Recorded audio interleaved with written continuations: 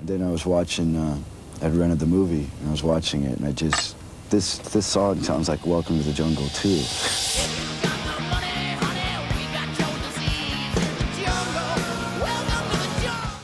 Axl Rose is legendary for his volcanic temper and a list of rivals as long as a world tour. I like the album, but I'm sick of it. I don't want to live my life through that one album. Have to bury it. His high standards and sharp tongue have left many of his peers scorched by criticism. But for all the feuds, Axl also possesses a deep, almost sacred respect for true musical genius. While his insults are famous, earning his praise was a rare honor reserved for the artists he considered untouchable.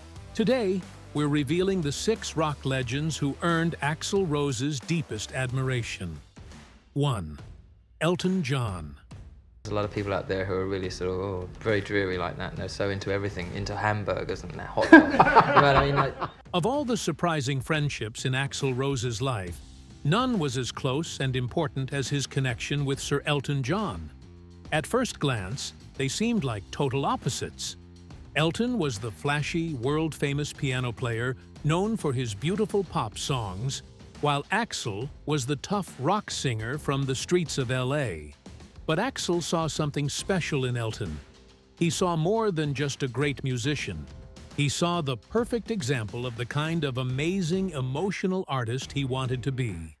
The most famous moment of their friendship was at the 1992 MTV Video Music Awards. Guns N' Roses was going to play their huge song, November Rain.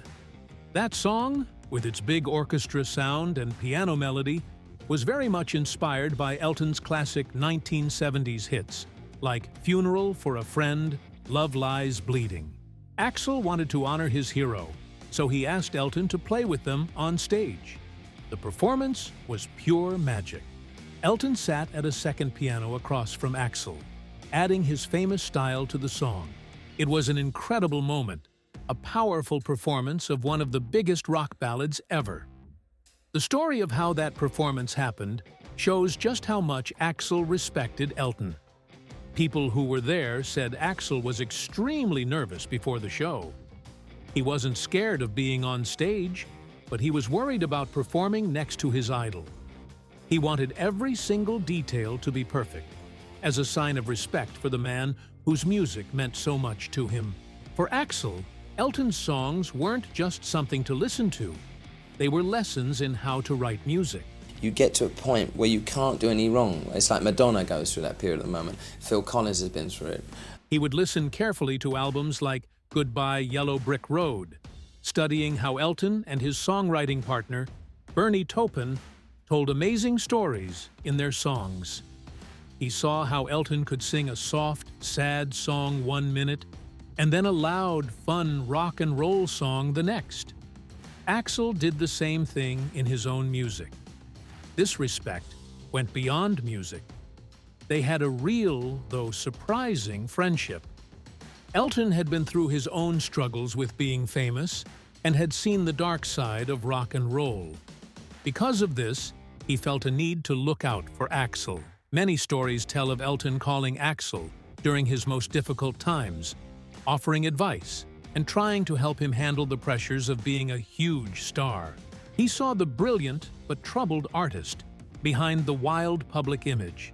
Axl has always been open about how much he loves Elton. In interviews, he talked about how songs like Don't Let the Sun Go Down on Me could make him cry because of the powerful, honest emotion in them. He saw a great performer in Elton, but more importantly, he saw a songwriter who was incredibly real and brave in his music. The tough guy singer of Guns N' Roses, the man who screamed, "Welcome to the Jungle," was also the man who sat at his piano, trying to write songs with the same kind of emotional power he heard in Elton John's music. It was a respect built not on looking alike or acting alike, but on understanding how music could tell big, important stories about life. But Axl also looked up to another British showman, one whose voice was so powerful it could shake stadiums. Second, Freddy Mercury. It's nice to actually play with different people, because I've always played with Queen all the time. When you talk about the greatest rock singers of all time, the name Freddie Mercury always comes up. He was a huge star, known for his amazing voice, his wild stage moves, and his genius songwriting for the band Queen. He was a one-of-a-kind performer, and for Axl Rose, he was like a king. Axl's own stage style was very different from Freddie's, but the huge, epic sound of Queen's music had a big impact on him. The best proof of this deep respect came on April 20th, 1992, at the Freddie Mercury tribute concert at London's Wembley Stadium.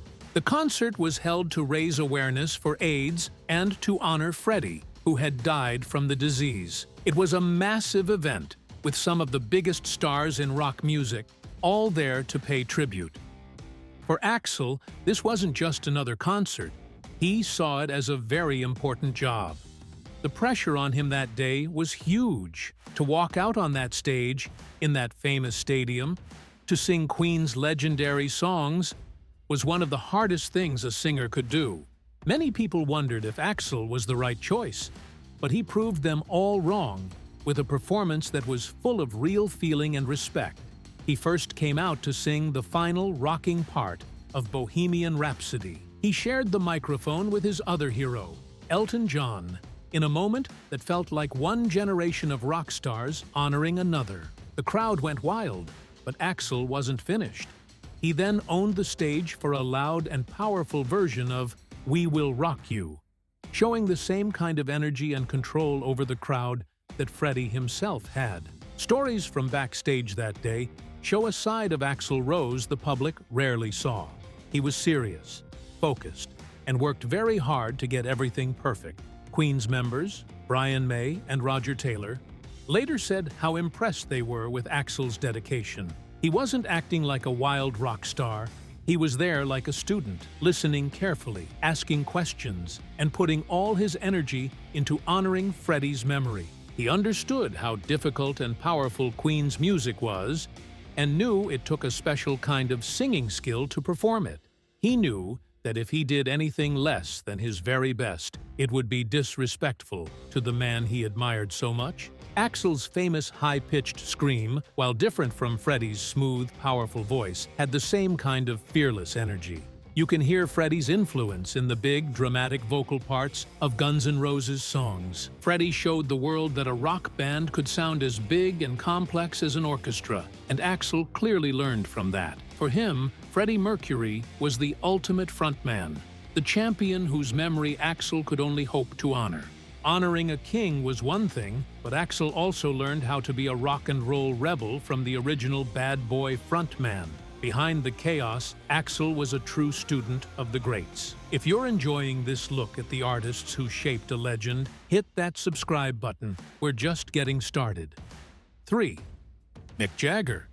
Rock and roll's got into such a weird thing now because so many people analysing it, and especially in America, there's the most. It's a lot made of nothing as far as I'm concerned. Before Axl Rose was driving crowds crazy with his signature snake dance, Mick Jagger of the Rolling Stones had already written the book on how to be a rock and roll frontman. For Axl, Jagger was not just an influence. He was the original source, the master of attitude, danger, and pure, undeniable charisma.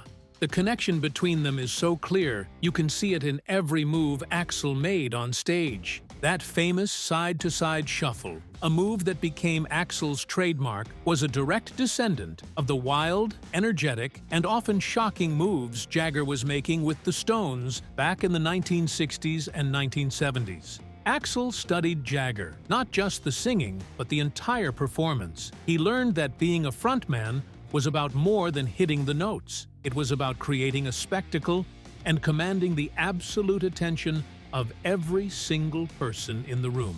Their connection was built on a shared understanding of what made rock and roll so exciting. You got to give it a minute. You can't be dismissive if you don't get it in the first 1 minute. But you kind of get to know in 10 minutes, if I'd say. It was the bluesy, gritty sound that the Rolling Stones had perfected. Guns N' Roses, at its core, was a blues rock band, and songs like the Stones' "Gimme Shelter," or Sympathy for the Devil, had the same kind of dark, dangerous energy that you could find in GNR's Welcome to the Jungle. Axl admired Jagger's ability to be both threatening and seductive at the same time. Jagger was a rebel who challenged authority and wasn't afraid to be controversial, all while becoming one of the biggest stars on the planet. This was a path Axl himself would walk.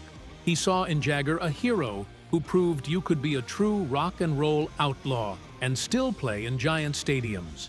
Over the years, the two frontmen did meet, and there was a clear sense of mutual respect. Jagger reportedly attended early Guns N' Roses shows in Los Angeles, recognizing the raw talent and explosive energy of the young band. He saw a bit of his own youthful rebellion in Axl. For Axl, these meetings must have been like meeting a legend. Here was the man who had created the very idea of the modern rock frontman, giving him his approval. There are famous photos of them together, and in them, you can see the dynamic, the student and the master. Axl wasn't just copying Jagger. He was taking that rebellious energy and updating it for a new, angrier generation. He took Jagger's swagger and added a layer of street-level danger that was all his own. He learned from Jagger that a frontman's job was to be the lightning rod for the band, the center of the storm, the one person on stage you simply could not take your eyes off of. It was a lesson Axl learned well, and he used it to become the most talked-about frontman of his time. Axl learned from the biggest legends, but he also found a brother in arms in a singer who was walking a very similar path. 4. Ian Astbury. I had a great haircut. He always had a cool guitar. Brian was always very cool. He's my favorite Stone. Long before Guns N' Roses became the biggest band in the world, a group called The Cult was already making powerful, exciting rock music. Their singer, Ian Astbury, had a strong voice and a wild stage presence that made a big impression on a young Axl Rose. In The Cult, and especially in Ian, Axl saw someone who was just like him. Ian was a singer who could be both a deep thinker and a powerful rocker. He mixed the mysterious style of a poet with the loud energy of a heavy rock star. You can hear the Cult's influence in the early music of Guns N' Roses. The raw, bluesy sound and Ian's spiritual, almost magical stage style were clear inspirations for the world Axl and his band would later create. This wasn't a case of Axl admiring someone from a distance. They formed a real bond when they were on the road together. Guns N' Roses opened for The Cult on a tour in 1987. This was a huge opportunity for the young LA band, putting them in front of big crowds every night. During that tour, Axl watched Ian perform, studying how he controlled the stage. He saw a true professional at work, a singer who understood how to build excitement and connect with the audience through pure, raw energy. Ian blended ideas from different cultures, a love for rock rebellion, and a kind of street-smart attitude that Axl really connected with. The two singers saw each other as equals, recognizing that they were both dedicated to a more honest and powerful kind of rock music. Their friendship continued long after that tour ended. Axl remained a big fan of The Cult. The best proof of his admiration came when he would show up at their concerts and jump on stage to perform with them. There are famous stories and fan recordings of Axl suddenly appearing during a Cult show to sing their classic song Wildflower with Ian. These weren't planned events to get attention. They were real moments of rock and roll fun. It was a fan getting to live out his dream of singing with one of his favorite bands. In those moments, Axl wasn't a giant, untouchable rock star. He was just another music fan, happily singing along to a song that had helped make him who he was. It's death cult, relevant to what's happening in the culture now and what's happening in our own station of life. And for his part, Ian has often talked about his friendship with Axl, saying he understood the immense pressure Axl was under and saw the real person behind the wild stories. For Axl, Ian Astbury was a true rock and roll brother, someone who was on the same wild journey as him.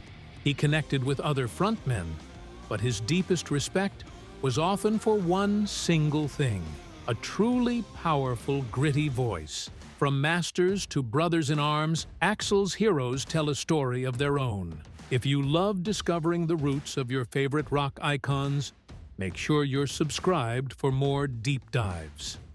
5. Dan McCafferty. While many people point to Axl Rose's heroes like Elton John or Freddie Mercury, a very important part of his singing style came from a much rougher source: the amazing voice of Dan McCafferty. McCafferty was the singer for the Scottish hard rock band Nazareth, and he had one of the most unique and powerful voices in all of rock music. His voice was like sandpaper, able to sound sweet and gentle one minute, and then let out a tough, gravelly scream the next. Sort of talked about it at Guns N' Roses, said that, us and Aerosmith and Queen and bands like that at that time, that's what they were raised on. And the little bits you hear, For Axl, who used his own voice like an instrument to create a sound nobody had ever heard before, McCafferty was a true master. The famous high-pitched scream Axl is known for, the one that kicks off "Welcome to the Jungle" and became the signature sound of Guns N' Roses, owes a lot to singers like Dan McCafferty, who showed him the way. The clearest way Axl ever paid tribute to this hero was by recording Nazareth's song "Hair of the Dog" for the 1993 Guns N' Roses album, The Spaghetti Incident. That album was like Axl's personal playlist, a collection of songs from the punk and rock bands that had inspired Guns N' Roses before they became famous. Putting a Nazareth song on that album was a direct message that the band, and especially McCafferty's voice, was very important to them. The Guns N' Roses version of the song is a fun and powerful tribute. Axl tears into the song with joy, copying the famous rough voice and explosive energy that made the original a hard rock classic. He wasn't just singing the song, he was celebrating the sound, showing respect to a voice that helped teach him how to scream with feeling. If you listen to Nazareth's classic albums, you can easily hear the connection. On a famous ballad like Love Hurts, McCafferty showed he could sing with soft emotion. But on loud rock songs like Razamanas, his voice became a powerful force of nature. It was this ability to mix melody with pure, raw power that Axl clearly admired and used in his own songs. You can hear it in the way Axl changes from a smooth singing voice in the verses of Sweet Child O' Mine to the raw, emotional screaming at the end of the song. This wasn't about being fancy. It was about the real, physical power of a human voice, pushed to its limits. Axl loved a great scream, but he also deeply admired singers who were masters of telling smart, cutting stories with their words. 6. Don Henley. I was exposed to blues a from rich blues from, well, there's a great blues tradition in East Texas. Yeah. While Axl Rose was famous for his wild energy, he also had a deep respect for great songwriting. This is why he was such a huge admirer of Don Henley, the famous singer and drummer for the Eagles. Henley was known for writing some of the smartest and most powerful lyrics in American music, and Axl saw him as a master storyteller. This admiration wasn't just something Axl talked about, he proved it. In 1990, Axl recorded a cover of Henley's solo song, I Will Not Go Quietly, for the soundtrack of the movie Days of Thunder. This was a huge sign of respect. The song itself was perfect for Axl. It was angry, defiant, and about standing your ground against the world, themes that were common in Axl's own music. Axl's respect for Henley shows a deeper, more thoughtful side of him. He admired Henley's ability to tell complex stories and make sharp comments about society. With the Eagles, Henley co-wrote Hotel California, a legendary song that tells a dark, mysterious story about the dark side of the American dream. As a solo artist, Henley's songs were often sharp and critical, looking at the greed and emptiness he saw in the world. Axl was doing something similar in his own way. In a song like Civil War, Axl wasn't just writing about noise and partying, he was writing about serious issues, questioning the government and the very nature of war. He learned from songwriters like Henley, that rock music could be both powerful and intelligent. A lot of our peers didn't make it through that time, through the 60s or the 70s. And that's one of the things that I'm extremely grateful for, that I got to come out the other end of the tunnel. Axl Rose didn't hand out admiration easily. He came from chaos. He lived through betrayal. He built walls most people never got close to. But these 6 legends, they earned something rare, his trust. Not because they were perfect, but because they were real, raw, unapologetically themselves. The kind of people who didn't try to tame Axl, they saw him. And that made all the difference, because in a world that tried to break him, he never forgot the ones who stood beside him. So, who surprised you the most on this list? Drop your thoughts below. And if you want more untold stories like this, hit that like, smash subscribe, and we'll see you in the next one.